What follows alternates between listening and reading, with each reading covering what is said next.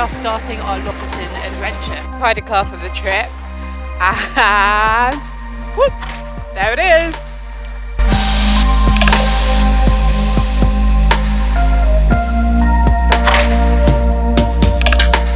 I'm really excited about today, day 2 in the Lofoten Islands. We are going on a seabird safari.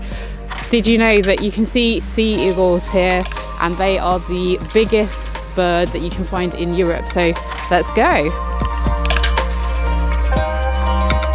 This is the procedure if I decide to leave the ship, or if you find me unconscious behind there or something else. Call for help.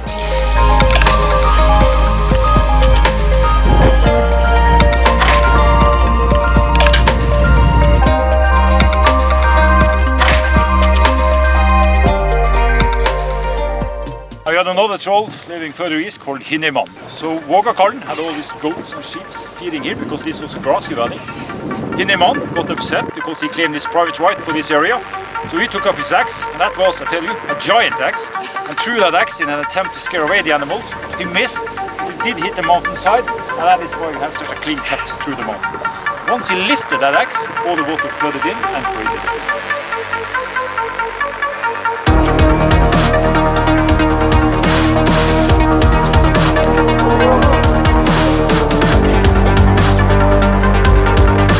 Just come off of the sea eagle safari. Oh my god, all I can say is that was the most ridiculous experience I've ever been on. You get onto one of these boats and you cling on and you vomit through the fjords, and then you go and see the eagles. Now these are the biggest birds in Europe, and they just come so close to you guys. Oh, I can't even talk about it. And the light here is beautiful. Insane. If you are here, Lofoten, in winter, in summer, one of the best things that you have to do is you have to come and do this sea safari, the eagle safari. Do it, just do it.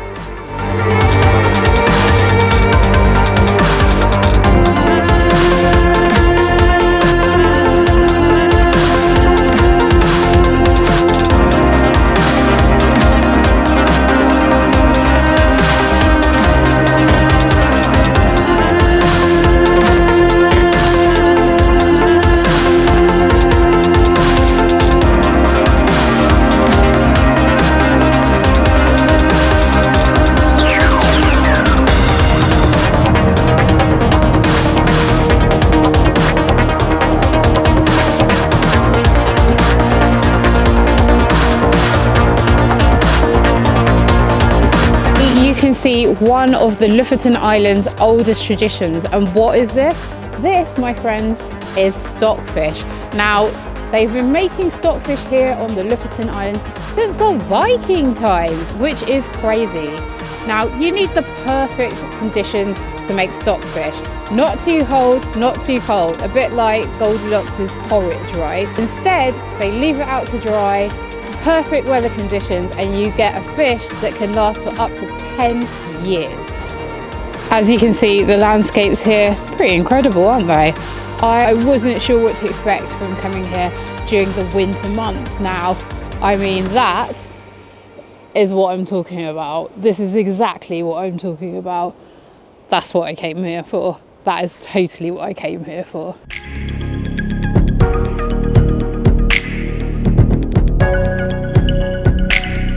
Today has been incredible, absolutely incredible. We started off with the sea eagle safari, and I have to be honest, I was like, yeah, I'm definitely going to go, because when do you ever get to see eagles in the sea? I mean, never. And we went, and what an experience. I can only recommend it enough. You definitely should do it when you come to Lofoten. I will drop a link in the description. Do it, do it, do it. Then we went to Henningsvvær, which is renowned for being one of the most spectacular places in the Lofoten Islands, and I can totally see why. Got a chance to fly the drone, even though I thought that the weather was looking unpromising. Got it out there. Insane, insane. So all I can say is day 1 complete. Now it's time for a glass of wine and some dinner.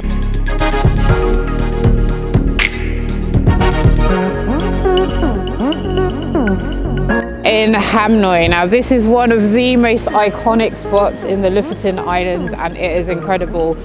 This morning we woke up and I was like, oh God, the weather is dreadful, it looks awful. And then you come here and it's just so much drama.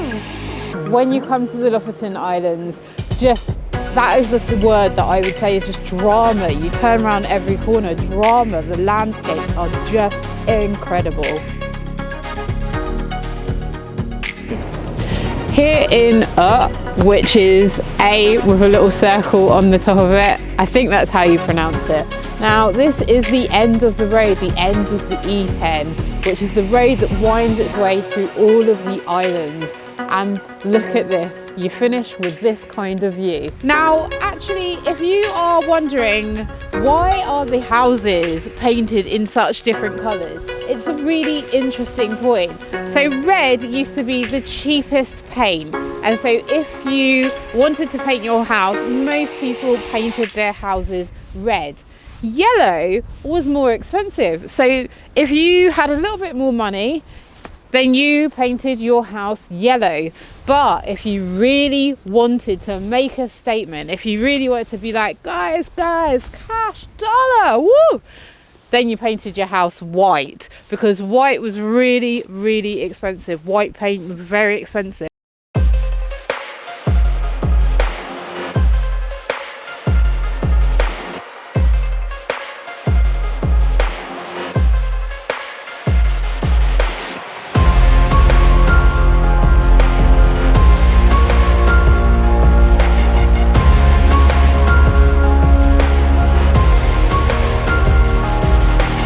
What you are here for is landscapes like this. This is what you come for.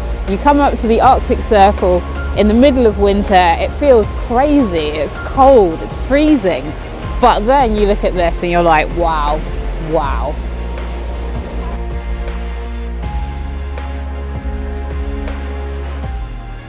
End of another day here in Lofoten, and what a day. I was a bit worried about the weather today because it's Lofoten in winter. What can you expect? It's quite cloudy. We've had a spectacular time.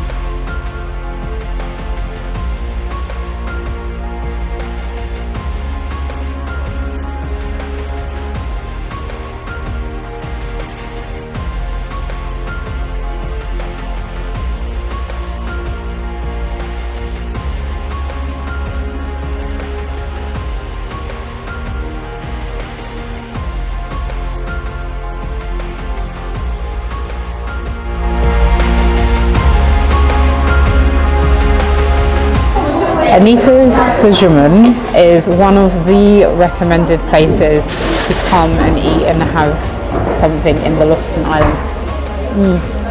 It's been a cold day, so the thing that you should have here is A, the hot chocolate,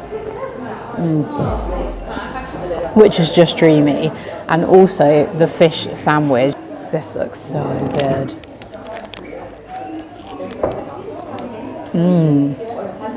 Oh, that's really good. Yum.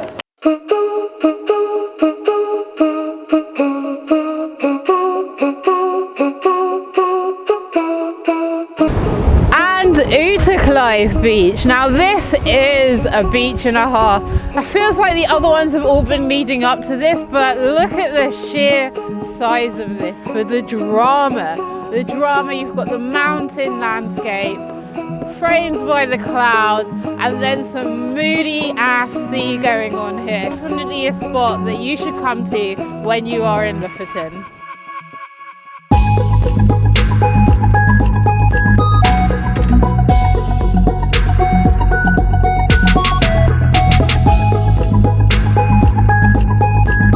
Last day in the Lofoten Islands. Well, we think so anyway. At the moment it looks like our flight, there's a possibility that could be cancelled because of bad weather, so we'll see. I mean, there are worse places to be stuck than in the Lofoten Islands, so I wouldn't exactly be that upset, but you know, it would be good to know. Anyway, we are on the last leg of our little road trip around the islands to go and see Unstad Arctic Surf, which we didn't get to go and see yesterday.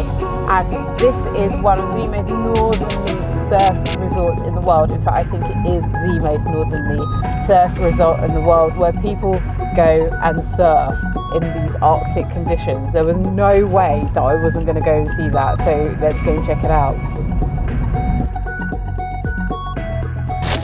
We found them, the best. These are marketed as the best cinnamon buns in the world, and there have been a lot of people who said very good things about these. Now we went in, it's early, we're on our way home time today. So we went in and the lady was like, oh, I don't know, they're not ready, but she magicked us up some cinnamon buns, and oh my god, that is so good, so good. The Lofoten Islands are one of Norway's most popular and enchanting destinations, surrounded by towering mountains, vast landscapes, and as you can see behind me, wintry, snowy landscapes, which are just fabulous. That's why you should come to the Lofoten Islands. If you're thinking about coming to see the Northern Lights, the season is from September until mid-April-ish, end of September to mid-April.